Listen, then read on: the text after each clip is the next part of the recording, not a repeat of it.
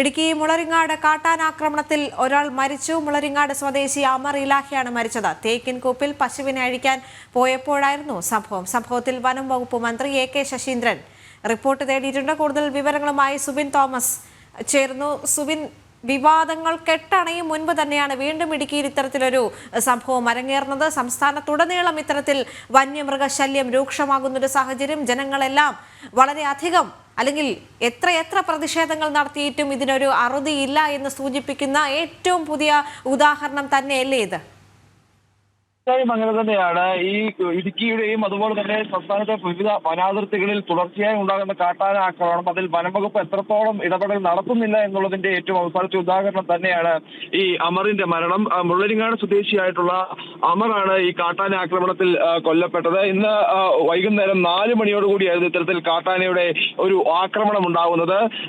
തേക്കിൻകൂപ്പിൽ അഴിച്ചുവിട്ട പശുവിനെ തിരിച്ചു കൊണ്ടുവരാൻ പോകുന്നതിനിടെയാണ് കാട്ടാനയുടെ മുമ്പിൽ പെടുന്നത്. ഉടൻ തന്നെ കാട്ടാന ഇയാളെ ആക്രമിക്കുകയായിരുന്നു. ഗുരുതരമായി അമറിന് പരിക്കേൽക്കുകയും ചെയ്തിരുന്നു. ഇയാൾക്കൊപ്പം ഒരാൾ കൂടി ഉണ്ടായിരുന്നു എന്നുള്ളതാണ് ലഭിക്കുന്ന വിവരം. 10ാം ക്ലാസ്സുകാരനാണ് ഇയാൾ. ഒരു 10ാം ക്ലാസ്സിൽ പഠിക്കുന്ന ഒരു കുട്ടിയാണ് ഇയാൾക്കൊപ്പം ഉണ്ടായിരുന്നതെന്നാണ് ലഭിക്കുന്ന വിവരം. ഇയാൾ ഈ കുട്ടി ഓടി രക്ഷപ്പെടുകയായിരുന്നു. ചെറിയ പരിക്കുകൾ ഈ കുട്ടിക്ക് മേറ്റിട്ടുണ്ട് എന്ന് പറയുന്നുണ്ട്. എന്തായാലും ഈ തേക്കിൻകൂപ്പിൽ സ്ഥിരമായി ഇത്തരത്തിൽ പശുവിനെ അഴിച്ചുവിടുകയും ശേഷം തിരികെ കൊണ്ടുവരാൻ പോകുന്നതും അമറാണ്. 22 വയസ്സ് മാത്രമാണ് അമറിനുള്ളത്. ഈ പ്രധാനമായും ഈ പശുവിനെ വളർത്തിയുമൊക്കെയാണ് ഈ ഒരു കുടുംബം കഴിഞ്ഞിരുന്നത്.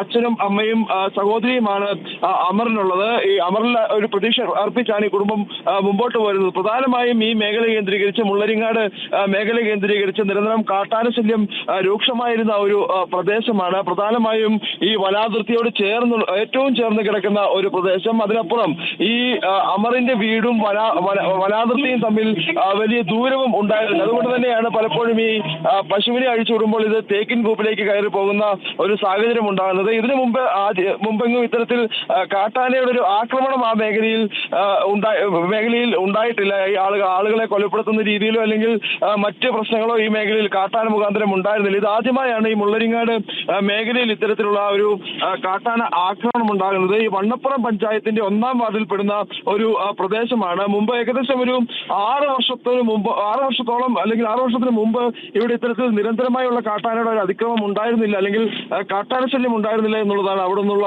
ആളുകൾ പറയുന്നത്. ഒരു 6 വർഷം മാത്രമേ ആയിട്ടുള്ളൂ ഇത്തരത്തിൽ നിരന്തരം ആ മേഖല കേന്ദ്രീകരിച്ച് കാട്ടാന സാന്നിധ്യം സ്ഥിരമായി ഉണ്ടാകാൻ തുടങ്ങിയിട്ട്. ഇതിനുശേഷം ഈ നാട്ടുകാരുടെ വലിയ രീതിയിലുള്ള പരാതിയും പ്രതിഷേധവും എല്ലാം ഉയർന്നതിനെ തുടർന്ന് ഈ കഴിഞ്ഞ ഏതാനും ആഴ്ചകൾക്ക് മുമ്പ് വനംവകുപ്പ് ഉദ്യോഗസ്ഥർ ഈ ആനയെ തുരത്താനുള്ള ഒരു ആനക്കൂട്ടമാണ് ഉണ്ടായിരുന്നത്. അവയെ തുരത്താനുള്ള ഒരു ശ്രമം നടത്തിയിരുന്നു. ഏകദേശം 8ഓളം ആനകളാണ് അവിടെ ഉണ്ടായിരുന്നത് എന്നുള്ളതാണ് വനംവകുപ്പ് പോലും പറയുന്നത്. ആ 8 ആനകളിൽ 4 ആനകളെ വനത്തിനുള്ളിലേക്ക് ഉൾവനത്തിലേക്ക് തുരത്താൻ കഴിഞ്ഞു. ബാക്കി ആനകൾ ഈ ഒരു വനാതിർത്തി മേഖല കേന്ദ്രീകരിച്ച് തുടരുന്ന ഒരു സാഹചര്യമാണ് ഉണ്ടായിരുന്നത്. ഇന്ന് അതിക്രമം നടന്ന പ്രദേശത്തുണ്ടായിരുന്നത് 2 ആനകളാണ് എന്നുള്ളതാണ് അവിടെ നിന്നുള്ള ആളുകൾ പറയുന്നത്. സ്ഥിരമായി ഈ 2 ആനകൾ ഈ വനാതിർത്തി മേഖല കേന്ദ്രീകരിച്ച് ഉണ്ട്.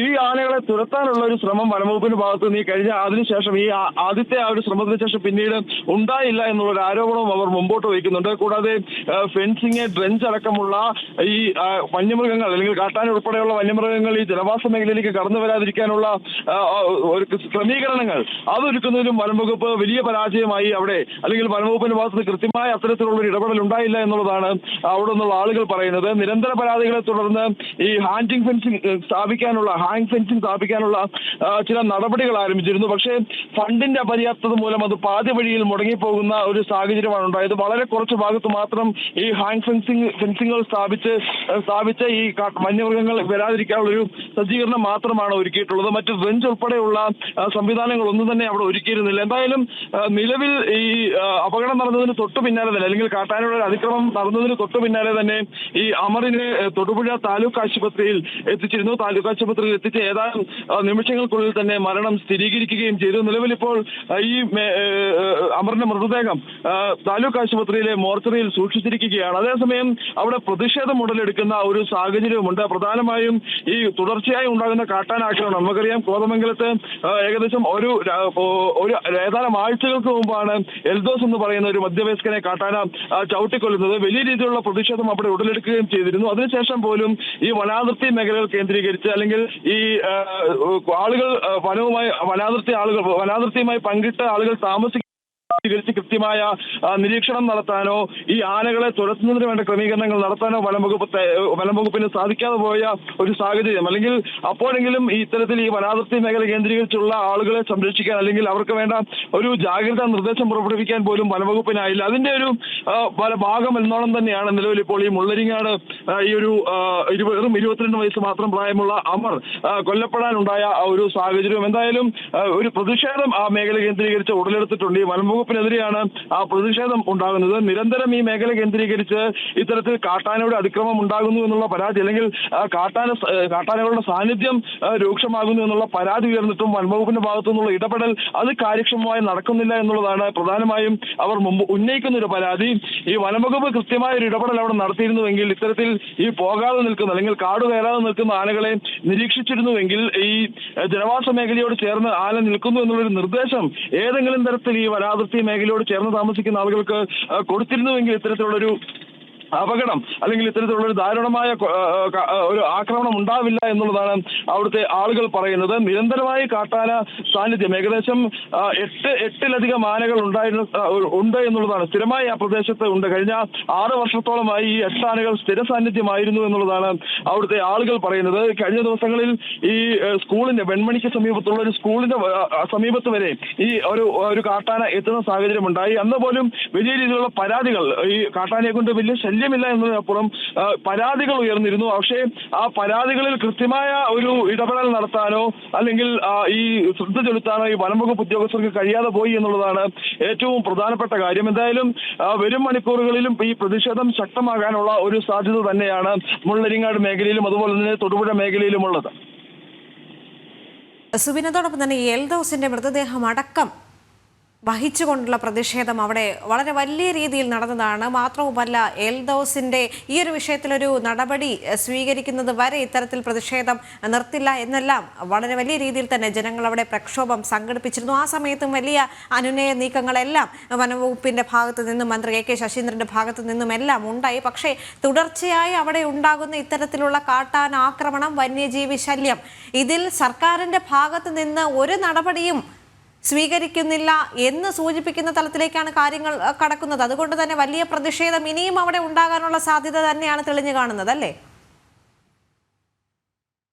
കോതമംഗലം റേഞ്ചിൽ ഉൾപ്പെടുന്ന ഒരു പ്രദേശം തന്നെയാണ് ഈ പറയുന്ന മുള്ളരിങ്ങാട് മേഖലയും. അത് ഈ എൽദോസിന്റെ കാര്യം എൽദോസിനെ സൂചിപ്പിച്ചതുപോലെ തന്നെ ഈ വനാതിർത്തിയോട് ചേർന്ന് അല്ലെങ്കിൽ വനത്തിനുള്ളിലൂടെയാണ് ഈ ഒരു റോഡുകളെല്ലാം തന്നെ ഉള്ളത്. എൽദോസിന് സംഭവിച്ചത് അങ്ങനെയാണ്. വനാതിർത്തിയിൽ അല്ലെങ്കിൽ വനത്തിനുള്ളിലൂടെയുള്ള ഒരു റോഡിലൂടെ നടന്നു പോകുമ്പോഴാണ് ഈ കാട്ടാനയുടെ അതിക്രമം ഉണ്ടാകുന്നത്. അതിന് തൊട്ട് പിന്നാലെയാണ് ഏതാനും ആഴ്ചകൾ പിന്നിടുമ്പോഴാണ് സമാനമായ രീതിയിലുള്ള ഒരു അപകടം കൂടി ഉണ്ടാകുന്നത്, അല്ലെങ്കിൽ ഒരു കാട്ടാന ആക്രമണം കൂടി ഉണ്ടാകുന്നത്. അപ്പോൾ പോലും കൃത്യമായ ഒരു ഇടപെടൽ അല്ലെങ്കിൽ ഒരു സംഭവത്തിൽ നിന്ന് പാഠം ഉൾക്കൊള്ളാൻ വനംവകുപ്പിന് കഴിയുന്നില്ല. അല്ലെങ്കിൽ ഓരോ സംഭവങ്ങൾ ആവർത്തിക്കുമ്പോഴും അതിനെ ഒരു ലാഘവത്തോടുകൂടി വനംവകുപ്പ് കാണുന്നു എന്നുള്ളതാണ് നമുക്ക് ഈ കാര്യങ്ങളിൽ നിന്നെല്ലാം തന്നെ വായിച്ചെടുക്കാൻ സാധിക്കുന്നത്. അതായത് എൽദോസിന് സംഭവിച്ചത് എങ്ങനെയാണ് എന്നുള്ളത് കൃത്യമായ ഒരു വിവരമാണ്, അല്ലെങ്കിൽ ആ ഒരു അപകടം എങ്ങനെയാണ് ഉണ്ടായത് എന്നുള്ളത് കൃത്യമായി തന്നെ നമുക്ക് എല്ലാവർക്കും അറിയാവുന്നതാണ്. അത്തരത്തിലുള്ള സാഹചര്യങ്ങൾ ഈ വനാതിർത്തി മേഖലകളിൽ നമുക്കറിയാം. ഈ ഇടുക്കിയെ സംബന്ധിച്ച് അല്ലെങ്കിൽ സംസ്ഥാനത്തിന്റെ വിവിധ ജില്ലകളിൽ ഈ വനാതിർത്തിയുമായി ബന്ധപ്പെട്ട് ജനവാസ മേഖലകൾ അല്ലെങ്കിൽ വനാതിർത്തിയോട് ചേർന്ന ജനവാസ മേഖലകളുള്ള സാഹചര്യമുണ്ട്. അവിടെ ഇത്തരത്തിൽ ഈ എൽദോസിന് സംഭവിച്ചതുപോലെയുള്ള സംഭവങ്ങൾ ഉണ്ടാവാനുള്ള സാധ്യത മുന്നിൽ കണ്ടുകൊണ്ട് വേണ്ട ക്രമീകരണങ്ങൾ ഒരുക്കാൻ വനംവകുപ്പിന് കഴിഞ്ഞിരുന്നുവെങ്കിൽ ഇത്തരത്തിൽ അല്ലെങ്കിൽ ഇന്നുണ്ടായതുപോലെ അല്ലെങ്കിൽ അമറിനുണ്ടായതുപോലെ ഒരു ദാരുണമായ ഒരു അപകടം ഉണ്ടാവില്ലായിരുന്നു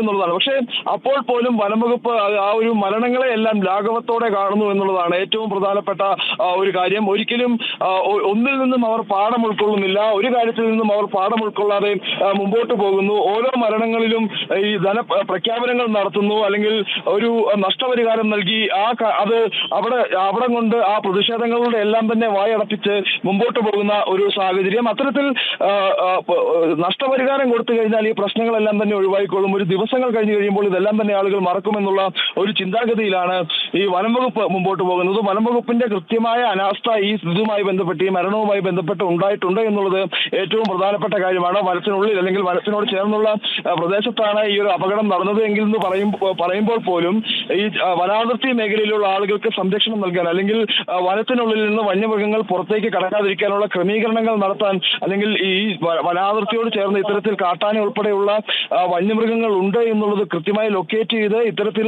ഈ വനാതിർത്തി മേഖലയോട് ചേർന്ന് താമസിക്കുന്ന ആളുകൾക്ക് കൃത്യമായ നിർദ്ദേശം നൽകാൻ അവർക്ക് കഴിയേണ്ടതാണ്. പക്ഷേ എന്തുകൊണ്ടോ അവർക്ക് അതിൽ കഴിയാതെ പോകുന്നു അല്ലെങ്കിൽ അവർ അതിന് ശ്രമിക്കുന്നില്ല എന്നുള്ളതാണ് ഏറ്റവും പ്രധാനപ്പെട്ട കാര്യം. അവർ അതിന് ശ്രമിച്ചിരുന്നുവെങ്കിൽ അല്ലെങ്കിൽ അത്തരത്തിൽ ഒരു കൃത്യമായ ഒരു ഇടപെടൽ നടത്തി ഈ കാട്ടാനക്കൂടെ എത്ര കാട്ടാനകൾ ഈ മുള്ളരിങ്ങാട് മേഖലയിൽ ഉണ്ട് എന്നുള്ളത് ആ മേഖലയിലെ റേഞ്ച് ഓഫീസർക്ക് ഉൾപ്പെടെ അറിയാവുന്ന കാര്യമാണ്. അവർ കൃത്യമായി അത് പഠിച്ചിട്ടുള്ളതാണ്. അത്തരത്തിൽ എത്ര ആനകൾ ഉൾവനത്തിലേക്ക് പോയിട്ടുണ്ട്, എത്ര ആനകൾ ഈ ജനവാസ മേഖലയോട് ചേർന്ന് അല്ലെങ്കിൽ വനാതിർത്തിയോട് മേഖലയോട് ചേർന്നുള്ള ഈ പ്രദേശത്ത് തുടരുന്നു എന്നുള്ളതും അവർക്ക് കൃത്യമായി അറിയാവുന്നതാണ്. അവിടെ കൃത്യമായ ഒരു നിരീക്ഷണം അവർ നടത്തുന്നില്ല അല്ലെങ്കിൽ നടത്തിയില്ല എന്നുള്ളത് തന്നെയാണ് ഈ ഒരു മരണത്തിന്റെ ഏറ്റവും ഈ മരണത്തിന് ഇടയാക്കിയ പ്രധാന കാര്യം എന്നുള്ളതാണ് ഇടയാക്കിയിട്ടുള്ള കാര്യം. ജനപ്രതിനിധികളടക്കം പറയുന്നത് ഈ വനം വകുപ്പിന് കൃത്യമായ ഒരു അനാസ്ഥ ഭാഗത്തുണ്ടായിട്ടുണ്ട്. പ്രധാനമായും ഒരു കാര്യത്തിൽ നിന്നും പാഠം ഉൾക്കൊള്ളാതെ ഇത്തരത്തിൽ മുമ്പോട്ട് പോകുന്ന ഒരു വനം വകുപ്പിന്റെ ഒരു ഇടപെടലാണ് ഈ ഒരു അപകടത്തിന് കാരണമെന്നുള്ളതാണ്. എന്തായാലും ഈ മൃതദേഹം നിലവിൽ ഇപ്പോൾ താലൂക്ക് ആശുപത്രി മോർച്ചറിയിൽ സൂക്ഷിച്ചിരിക്കുകയാണ്. അതിനുശേഷം നാളെ മൃതദേഹം ബന്ധുക്കൾക്ക് വിട്ടു നൽകും. അതിനുശേഷം തുടർ പ്രതിഷേധങ്ങൾ ഉണ്ടാവാനുള്ള ഒരു വാക്ക് എല്ലാം പാഴ്വാക്കാകുന്ന ഒരു സാഹചര്യമാണ്. സർക്കാരിന്റെ വാക്ക് പാഴ്വാക്കായിരിക്കുകയാണ്. ഇനി അവിടെ ഇത്തരത്തിലുള്ള സംഭവ വികാസങ്ങൾ ഉണ്ടാകാതിരിക്കാനുള്ള നടപടികൾ സ്വീകരിക്കുമെന്ന് AK ശശീന്ദ്രൻ എൽദോസിന്റെ മരണത്തിൽ പറഞ്ഞിരുന്നു. പക്ഷേ ഇപ്പോൾ വീണ്ടും ഇടുക്കിയിൽ കാട്ടാൻ ആക്രമണത്തിൽ ഒരു മരണം കൂടി സംഭവിച്ചിരിക്കുന്നു. മുളരിങ്ങാട് കാട്ടാൻ ആക്രമണത്തിൽ യുവാവാണ് മരിച്ചിരിക്കുന്നത്. അമർ ഇലാഹി എന്ന യുവാവ് തേക്കിൻകൂപ്പിൽ പശുവിനെ അഴിക്കാൻ പോയപ്പോഴായിരുന്നു സംഭവമുണ്ടായത്. സംഭവത്തിൽ വനം വകുപ്പ് മന്ത്രി AK ശശീന്ദ്രൻ റിപ്പോർട്ട് തേടിയിട്ടുണ്ട്. സുബിൻ തോമസ് ആണ് അവിടെ നിന്നുള്ള വിവരങ്ങൾ നൽകിയത്.